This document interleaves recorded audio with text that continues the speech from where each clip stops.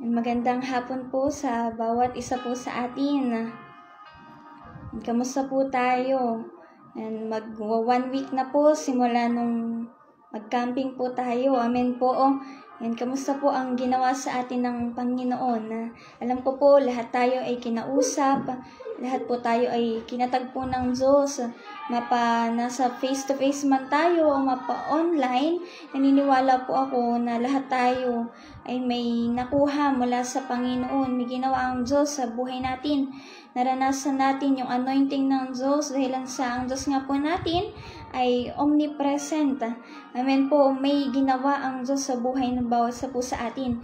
At noong mga nakaraan po, napakinggan po natin ang mga testimony ng mga pastor natin kung gaano naging kabuti ang Diyos sa buhay ng bawat isa at sa buhay ng bawat mga campers na nadala ng camping. Amen po.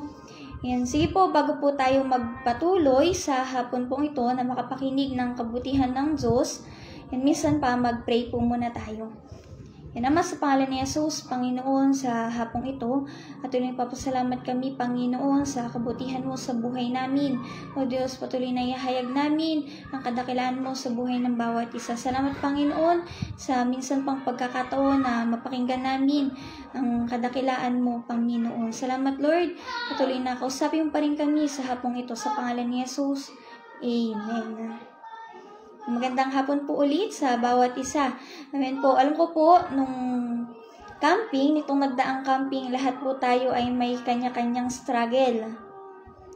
Number 1 ay dun sa mga tao na dadalhin mo sa camping na kailangan mong pilitin, kailangan mong ilaban sa prayer, kailangan mong ipagpaalam, at kailangan mong i-encourage in order na piliin talaga nila mismo na sila mismo gustuhin nila na sumama. Amen po. At pangalawa ay yung problema sa pinansyal.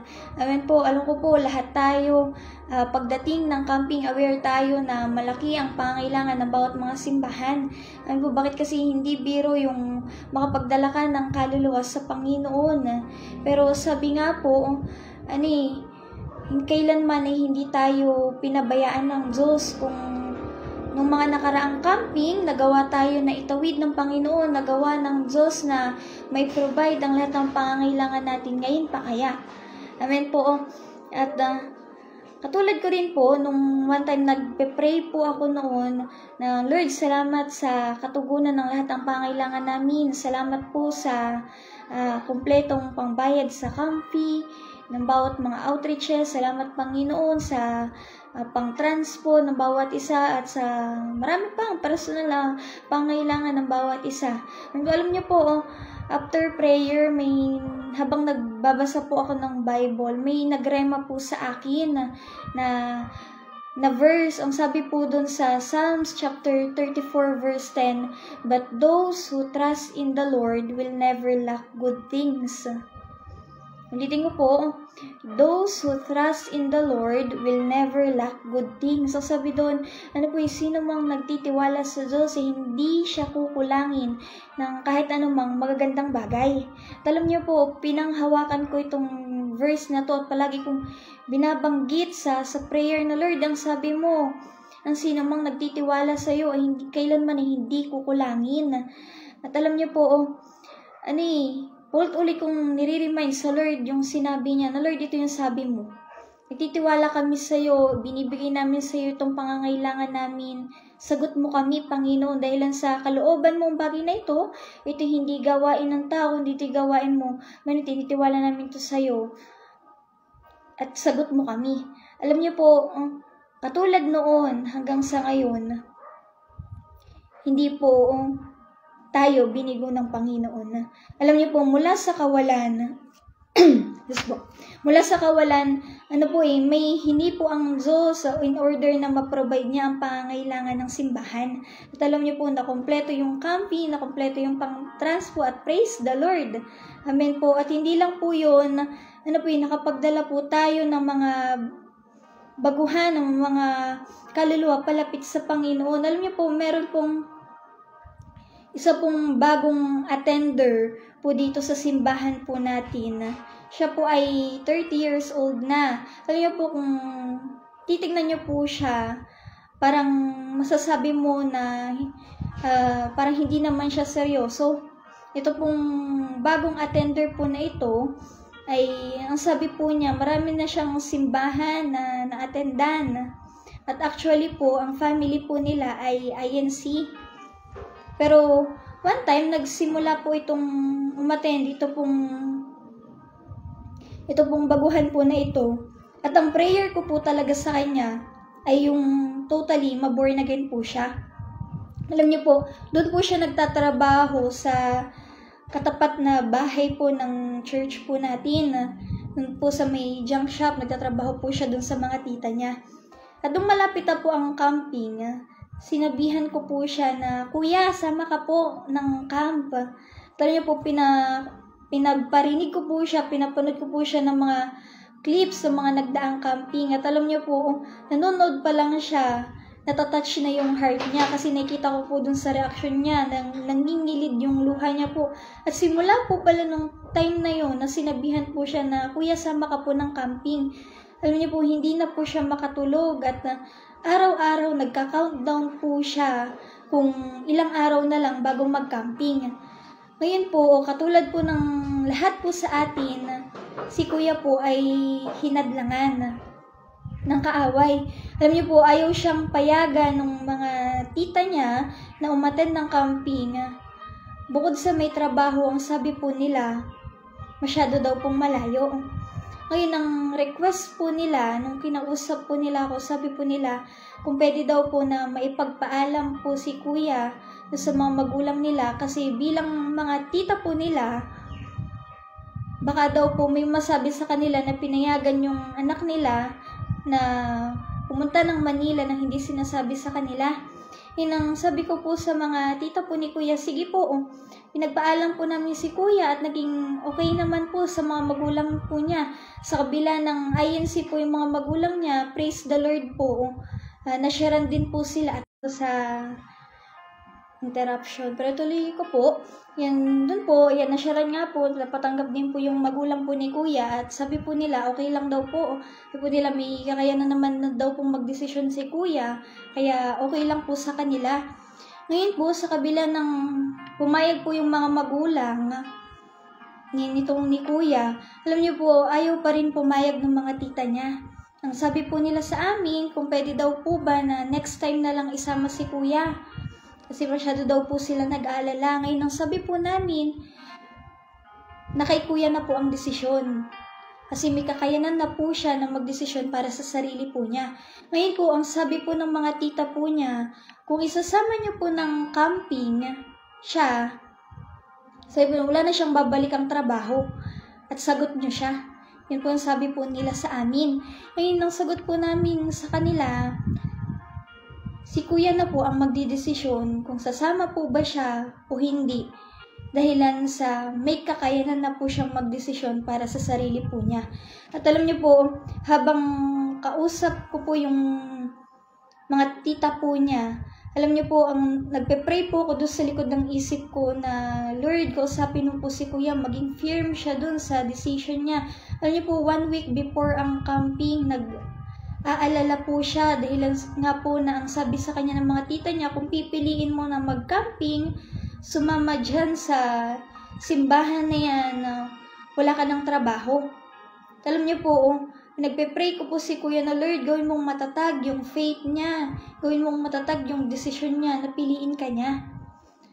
Alam niyo po, ini-encourage namin si Kuya na hindi lugi kapag inuna mo ang Panginoon. Walang kalugihan kapag pinili mo ang Diyos. Amen po. At alam niyo po, praise the Lord, kasi nung time na tinanong po itong si Kuya ng mga tita niya na, nasa iyo pala ang desisyon. Sasama ka ba o hindi? Ang sabi po ng mga tita niya, maraming nakakarinig sa magiging sagot mo. Maging totoo ka dun sa mga salita mo, kung anong pipiliin mo. Dahil sa magiging totoo din kami sa mga salita namin na kung magkakamping ka, wala ka nang babalik ang trabaho dito. At alam niyo po, Hindi ko man nakita si kuya yung mukha niya kasi may nakaharang po. Yan. Ang alam ko po, tumango siya, na sasama siya, sumagot siya, nasasama pa rin siya. Bakit kasi, ang sabi po ng mga tita niya, nag-decide ka na. Napakinggan ng lahat yung desisyon mo, wala ka nang babalik ang trabaho. At alam niyo po, sa kabila ng lahat po na ito, nung time na ng camping, alam niyo po, nandun yung peace, nandun yung kagalakan kay kuya, na ang sabi niya, though nawalan siya ng trabaho, pero pakiramdam niya, sabi po niya, pakiramdam niya na nabunutan siya ng tinik. At alam niyo po, ano pa lang yung second, third day pa lang po ng camping, nagkukwento na po siya na, salamat dahil sa isinama niyo ko dito. Hindi ko akalain na makakayanan ko pala. Sabi niya, kaya ko pala na makawala sa bisyo, kaya ko pala na makawala dun sa mga bagay na akala ko hindi ko kaya. Kasi nag-i-struggle po si kuya na mabitawan yung mga bisyo niya. Ang sabi niya po, hindi pa niya kaya. Pero nung time na na-expose po siya dun sa anointing, ang sabi niya, nagpapasalamat po ako kasi dinala niyo po ako rito. Yung mga bagay na akala ko hindi ko kayang gawin, kaya ko pala sa tulong ng Panginoon. At praise the Lord po. Kasi ang sabi pa po ni Kuya, ang sabi niya, pagbalik po sa outreach, magsasama po ako ng iba pang mga tao, iba pang mga kaluluwa sa simbahan. So, maraming salamat po sa Panginoon kasi may ginawa siya dun sa buhay ni Kuya. Kumilos po siya. At alam niyo po, nakakatuwa pa po kay Kuya.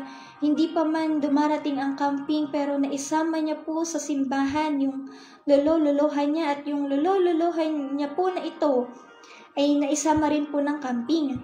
So, pareho po sila na nakapag-camp. At maganda po ang ginawa ng Panginoon sa buhay po nila. Nagkaroon po sila ng burden sa gawain. Alam niyo po, baguhan pa lang po sila. Baguhan pa lang po sila pero nandun yung desire nila na makatulong po sa gawain, makatulong sa simbahan kahit sa maliit na bagay. So, praise the Lord po kasi mula noon hanggang ngayon, hindi nambibigo ang Diyos. Ang sabi nga po dito sa camping, dito natin mararanasan ang kaligtasan, ang kalayaan sa kung anumang mga bagay na nangaalipin po sa atin. But kasi the anointing breaks the yoke. Amen po. At meron pa po mga kabataan na naisama. Actually, ito pong mga kabataan na to ay hindi na sila first timer, kundi second time. Meron pa nga pong third time na mag-camp. At itong mga kabataan po na to, ang ilan po sa kanila, ang sabi po nung dalawa, nagkwento po sila na ang sabi daw po sa kanila ng Lord, mag-worker po sila. Amen po. And praise the Lord po kasi ang sabi ko po sa kanila, bago po mag-camping, itanong nyo sa Diyos, ano ang kalooban niya sa inyo? Ano ang purpose niyo sa buhay? Ba't kasi nakakalungkot na matapos ang buhay natin sa mundong ito na hindi natin nalalaman kung ano ang calling natin, ano ang pinapagawa sa atin ng Panginoon, bakit tayo na-born again, bakit tayo nabuhay. Amen po. At alam niyo po, itong dalawang batang ito, nagtanong sila at ang sabi nila, ang sabi sa kanila ng Lord, though bata pa sila, isa pong 15 years old at isa pong 13 years old, ang sabi po nila, ang sabi daw sa kanila ng Diyos, mag-worker po sila. Maaring hindi po ngayon, pero sabi po nila, one day, mag-worker po sila. So, at ang sabi pa po nung isa, during camping po, doon niya lang naranasan ang totoong pag-ibig. Sabi niya po, nung time na nagyayakapan na, niyayakap yung mga kaibigan, yung mga pastor, ang sabi niya po, doon ko lang po naranasan na pakiramdam ko po, niyayakap din ako ng Panginoon. Ba't kasi ang sabi po niya, sa bahay po, hindi ko po nararanasan yung ganito. Every time na yayakapin ko po yung mama ko, umiiwas po siya sa akin, ayaw niya po na nagpapayakap. Pero ang sabi ko po sa kanya, maaring hindi lang showy yung magulang mo, pero naniniwala ko na mahal ka nila kasi walang magulang ang hindi nila mahal ang kanilang anak. Pero ang sabi po nitong kabataang ito, nag-opo po siya. Sabi niya po, salamat po. At dito ko lang po naranasan ang totoong pag-ibig at yung yakap ng Panginoon, yung totoong pagmamahal na may nagmamahal po pala sa akin. Amen po. So, salamat po sa Panginoon kasi kahit even yung mga pinakabata, kinakausap, kinakatagpo niya, at pinaparanas niya yung walang hanggang pag-ibig po niya. At naniniwala po ako, amen po, na may natanim po sa bawat isa sa kanila na kung maalagaan, one day mag-grow ito at maging sila ay gagamitin ng Panginoon sa kanyang ubasan. Amen po. So, yun lang po yung nais ko pong i-share po sa hapon po na ito. So, ang lahat po ng glory, ang lahat po ng pasasalamat ay sa Panginoon. Tunay po na ang Diyos po natin ay mabuti, dakila sa lahat ng pagkakataon. Though minsan may mga pagkukulang tayo, pero ang Diyos ay nananatiling faithful sa bawat isa po sa atin. Amen po. So, minsan pa, mag-pray po tayo. Yan naman sa pangalan ni Jesus, Panginoon, nagpapasalamat kami sa mga bagay na ginawa mo, Panginoon, itong nagdaang camping. Tinataas namin sa iyo ang bawat nag-camping, Panginoon, ang bawat sa amin. Patuloy na yung mga salita mo na napakinggan namin, yung anointing mo na ibinigay mo sa bawat isa sa amin. Dalangin namin, Lord, patuloy na lang mago ito sa mga buhay namin. O Diyos, Lord, gamitin mo pa kami sa ubasan mo, Panginoon. Ayusin mo pa mga paglilingkod namin. Hayaan mo, Panginoon, na mas mahalin ka pa namin ng lubusan hanggang sa dumating ang pagkakataon na hindi ka na namin magawang iwanan pa. Pinapupurihan ka namin, Panginoon. Ikaw ay mabuti sa lahat ng pagkakataon. Sa ilang pong kapurihan, lahat ng kadakilaan.